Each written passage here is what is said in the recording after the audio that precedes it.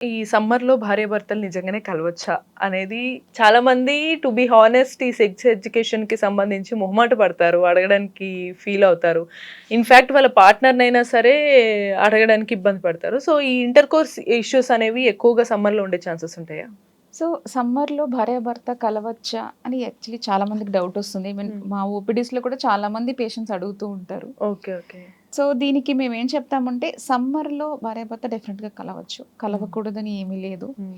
So, ఇలా hot టైమ్‌లో కలవకూడదు అంటే ఆఫ్రికన్ కాంటినెంట్ ఇలాంటి ప్లేసెస్‌లో అసలు ఆ లెక్కన. భార్యాభర్త కలవడానికి ఇబ్బందవుతుంది. బట్ అవును.